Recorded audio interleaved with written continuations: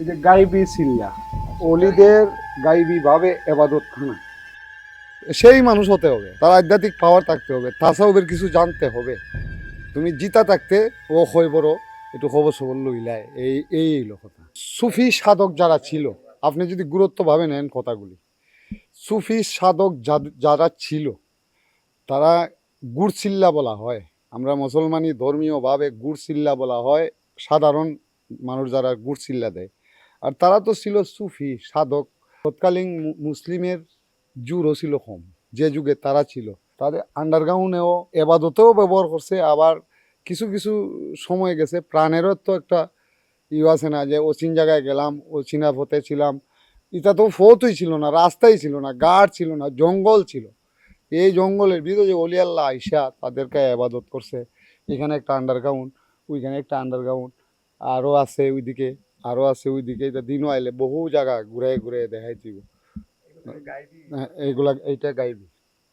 এটার উপরে একটা গাছ ছিল, এত বড় এত বড়, মানে গাছটা মনে হয় 600 বৎসরের পুরানা। আজকা হঠাৎ করে গাছটা সরে গেছে, দেখা যাইতেছে ভিতরে এটা বাইরে গেছে। তাড়াতাড়ি গাছ উড়াইয়া তাড়াতাড়ি এটারে সুরক্ষিত করা হয়। প্রতিদিন হয়ে যায়, বাতি দেই। হ্যাঁ যাই, কখনো যাই মুখে এটা ওই মাথা পর্যন্ত। মানে এখানে বৈশা ইবাদত করন, ধ্যান করন, বাতি জ্বালানি, আসন জ্বালানি, সাধনা করন, আল্লাহর জিকির আজকার করন, তসবি তাজিম করন। মানে আল্লাহর সাথে যদি কোনো ধরনের প্রেম ভালোবাসা করতে হয়, নির্জনে থাকতে হয়। এক কথায় শেষ। নির্জনের একটা গভীরতা অংশ। মানে এইটা তুমি জিতা থাকতে ও হয় বড় একটু খবর সবর লইলায়, এই কথা। কথাটা বুঝাইতে পারছি। এবং কেউ 40 দিন চিল্লা দেয়, কেউ 11 দিন চিল্লা দেয়, নিয়ত কইরা আসে। হ্যাঁ, কামিল মানুষ, সেই মানুষ হতে হবে। সব মানুষ থাকতে পারবে না, সাধারণ মানুষ থাকতে পারবে না। তার আধ্যাত্মিক পাওয়ার থাকতে হবে, তাসাউফের কিছু জানতে হবে, এবং পীর মুর্শিদের ওয়ার্ডার থাকতে হবে, ইজাজত থাকতে হবে।